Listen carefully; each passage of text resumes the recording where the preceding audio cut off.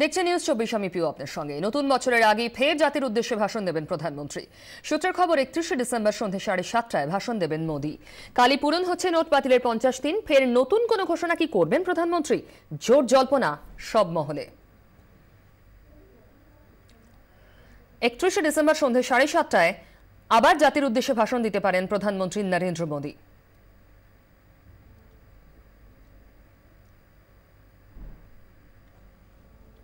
প্রধানমন্ত্রী প্রতিশ্রুতি দিয়েছিলেন 50 দিনে সব সমস্যার সমাধান হয়ে যাবে। হয়েছে কি? প্রশ্ন তুলে সরব হলো কংগ্রেস। क्या मोदी जी बताएंगे कौन जिम्मेवार है? माफी मांगेंगे और इन परिवारों को मुआवजा देंगे या नहीं? दूसरा, मोदी सरकार ने आरबीआई, जिसको अब हमने जो पूरा देश कहता है, कांग्रेस तो कहती है, वो रिवर्स बैंक ऑफ इंडिया बन गया है। 135 बार नियम बदले। क्या इस प्रकार से देश चलेगा? तीसरी बात, 86% करेंसी आपने विड्रॉ की। उस 86% में 500 रुपए के नोट थे 1758 करोड़ और 1000 रुपए के नोट थे 668 करोड़। यानी आपने लगभग 15 लाख करोड़ के 2326 करोड़ नोट वापस ले लिए। 2 कंपनियां नोट छापती हैं, मैंने उनके नाम लिख दिए हैं यहां, जो भारत सरकार की है। इनकी कैपेसिटी अगर पूरी फुल चला दें 24 घंटे, तो ये 7.5 या 8 महीने में ये पैसा छाप पाएंगे। तो 30 तारीख तो आ गई, हम इसीलिए आए हैं देश में अलग जगाने के लिए। तो नोटों की समस्या पूरी होगी कैसे? নিত্য নতুন অর্ডিন্যান্স আর সার্কুলার, নোট বাতিলের দিশাহীন সিদ্ধান্তে ভুগছে আম জনতা। তো কংগ্রেস নেতা মল্লিকার্জুন খাড়গের में आया उस ऑर्डिनेंस निकाले, उनको जो समझ में आया वो सर्कुलर निकाले, उनको जब महसूस हुआ उस दिन डिमोनेटाइजेशन कर दिए। तो ये उनकी गलती है और गलतियों को सुधारने के लिए नए नए गलतियां कर रहे हैं। দুর্নীতিগ্রস্তদের আড়াল করছেন মমতা ব্যানার্জি। তৃণমূল নেত্রীকে সরাসরি নিশানা করে আক্রমণ বিজেপির। बड़ा दुखद विषय है कि ममता बनर्जी आज पूरी तरह से हिंदुस्तान के सामने एक्सपोज हो चुकी हैं कि किस प्रकार वो करप्ट लोगों को बचा रही थी। जब तमिलनाडु के एक अधिकारी के घर रेड होता है, उसके घर से करोड़ों रुपए और सोने बरामद किए जाते हैं, तो ममता बनर्जी उन्हें बचाने के लिए आगे आती हैं और वो ऑफिसर प्रेस कॉन्फ्रेंस करके ममता बनर्जी जी का धन्यवाद भी करता है। तो आप सोचिए किस प्रकार इन लोगों ने, जो नेता हैं, ममता जी हो चाहे राहुल जी हो, वो किस प्रकार करप्ट लोगों को बचाने का काम कर रहे थे और आज ये रिमोनेटाइजेशन के कारण सब कुछ जनता के सामने आ चुका है। ৭৬ কোটির কালো টাকা সাদা করার অভিযোগ এবার গ্রেফতার দিল্লির আইনজীবী রোহিত ট্যান্ডন। গতকাল তাকে গ্রেফতার করেছে ইডি। আজ তাকে আদালতে পেশ করা হবে। চলতি মাসেই রোহিত ট্যান্ডনের টি&টি ল ফার্ম থেকে প্রায় 14 কোটি টাকার নতুন নোট বাজেয়াপ্ত করে আয়কর দফতর। চেন্নাইয়ের একটি সংস্থায় উদ্ধার হয়েছে 142 কোটি, যার কোনো হিসেব নেই। এরপরই জে শেখর রেড্ডি নামে একজনকে গ্রেফতার করে সিবিআই। তাকে জেরা করে উঠে আসে কলকাতার হাওয়ালা অপারেটর পারসমল লোঢার নাম। ইতিমধ্যেই লোঢার সুইস ব্যাংক অ্যাকাউন্টের হদিশও পেয়েছেন ইডি আধিকারিকরা। মঙ্গলবার তাঁর বালিগঞ্জের বাড়ি এবং বেহালার অফিস সহ বেশ কয়েকটি জায়গায় তল্লাশি চালায় ইডির বিশেষ দল। উদ্ধার হওয়া নথি থেকে মিলেছে বহু গুরুত্বপূর্ণ তথ্য। এরপরে ইডির জালে রোহিত ট্যান্ডন। নোট সংকটের মধ্যে ওভারটাইম বন্ধ করে দিলেন শালবনির আরবিআই টাকশালের কর্মীরা। গত 14 ডিসেম্বর থেকে শালবনি টাকশালের কর্মীরা 12 ঘন্টা করে কাজ করছিলেন।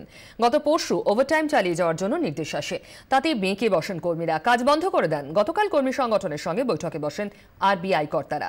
সেখানে কর্মীদের ওভারটাইম না করার দাবি মেনে নেয় কর্তৃপক্ষ। তারপরই কাজ শুরু হয়। ওভারটাইম বন্ধ হওয়ার 30% নোট কম ছাপা হবে। নোটের যোগানের ক্ষেত্রে যা বড়সড় ধাক্কা বলে মনে করছেন বিশেষজ্ঞরা। টাকা পয়সার প্রচলনই নেই এই শহরে। নোট বাতিলের প্রভাব তাই পড়েই না। সেবার বদলে সেবা, এই নীতি অনুসরণ করে এই শহর। থাকা খাওয়ার জন্য কোনো পয়সা লাগে না এখানে। তামিলনাড়ুতে রয়েছে এমন শহর, থাকবেন নাকি সেখানে?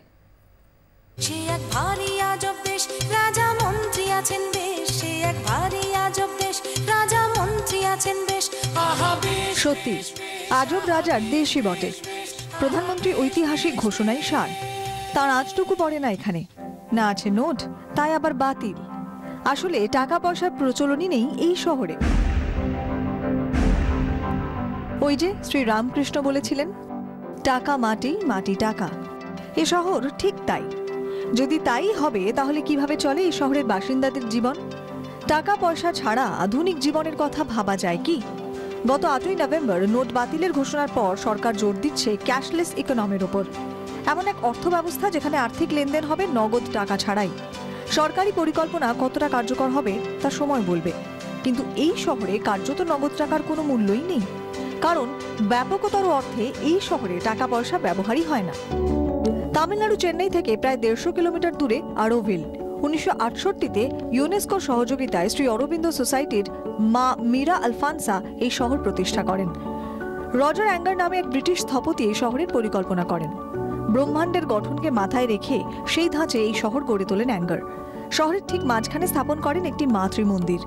সেখানে এখন শহরের সব মানুষ জড়ো হন প্রার্থনার উদ্দেশ্যে। 1968-র 28শে ফেব্রুয়ারি অ্যারোভিলের প্রতিষ্ঠা দিবসের অনুষ্ঠানে 124টি দেশের প্রতিনিধি যোগ দেন। বর্তমানে এই শহরের জনসংখ্যা 2500-এর কাছাকাছি। 42টি দেশের বাসিন্দা এখানে মিলেমিশে বসবাস করেন। এদের মধ্যে 30% ভারতীয়।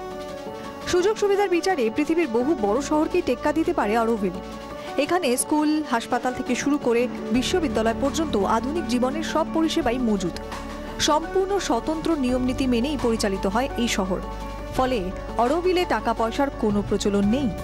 তাহলে কিভাবে চলে এখানকার বাসিন্দাদের জীবন? সেবার বদলে সেবা নীতি অনুসরণ করে চলে এই শহর। প্রাচীন বিনিময় প্রথারই একটি আধুনিক সংস্করণ। এখানে থাকা খাওয়ার জন্য কোনো পয়সাই লাগে না, বরং নিজের সাধ্যমতো সেবা দিয়ে প্রত্যেকে শহরের উন্নয়নে নিজস্ব অবদান রাখেন। সেবা বলতে মূলত তেল, সাবান, ধূপকাঠি তৈরি সহ অন্যান্য কুটির শিল্পে হাত লাগানো। এইসব উৎপাদিত দ্রব্য অরোভিল ফাউন্ডেশন দেশের অন্যান্য অংশে বিক্রির বন্দোবস্ত করে। তা থেকে যে আয় হয় তা শহরের বাসিন্দাদের জীবন নির্বাহ এবং শহরের উন্নয়নের কাজে লাগানো হয়। নিজেদের শ্রমের বিনিময়ে অরোভিল ফাউন্ডেশনের তরফে সামান্য কিছু বেতনও পান নাগরিকরা। সেই উপার্জিত অর্থ অরোভিলের চৌহদ্দির মধ্যেই খরচ করার প্রয়োজন পড়ে না কখনো। ভারত সরকার এই শহরকে এবং এর অভিনব অর্থ ব্যবস্থাকে স্বীকৃতি দিয়েছে। প্রয়োজন মতো অরোভিল ফাউন্ডেশনকে আর্থিক সাহায্য করা হয় সরকারের তরফে। 1985 থেকে 86 সালে অরোভিলে একটি ফিনান্সিয়াল সার্ভিস সেন্টার প্রতিষ্ঠিত হয়। দেশের রিজার্ভ ব্যাংকের যে মর্যাদা, অরোভিলের FFS-এরও সেই মর্যাদা ও ভূমিকা। এখানকার বাসিন্দারা নিজেদের অর্থ অনলাইন ও অফলাইন পদ্ধতিতে এই ব্যাংকে জমা করার সুযোগ পান। ব্যাংক তার পরিবর্তে গ্রাহককে একটি অ্যাকাউন্ট নম্বর দেয়। অরোভিলের অন্তর্গত প্রায় 200টি কমার্শিয়াল সেন্টারে এবং ছোট বড় অন্যান্য দোকানে এই অ্যাকাউন্ট নম্বরের মাধ্যমে বিক্রি চলে। নগদ লেনদেনের প্রয়োজনই পড়ে না। প্রতি বছর পৃথিবীর বিভিন্ন প্রান্ত থেকে অরোভিলে ঘুরতে আসা পর্যটকেরা নামমাত্র মূল্যে এখানে থাকা খাওয়ার সুযোগ পান। তাদের হাতে তুলে দেওয়া হয় একটি বিশেষ অরো কার্ড। অরোভিলের চৌহদ্দিতে যে কার্ড আদপে ডেবিট কার্ডের সমতুল। এই কার্ডের মাধ্যমে অরোভিলে যাবতীয় কেনাকাটা করা যায়। দেশের মধ্যেই এক অভিনব ও বিকল্প অর্থ ব্যবস্থা চালিয়ে দিব্যি রয়েছে অরোভিল। আগামী দিনে ক্যাশলেস ইকোনমির লক্ষ্যে এই শহরই হয়তো হয়ে উঠবে সারা দেশের আদর্শ। ব্যুরো রিপোর্ট, 24 ঘন্টা।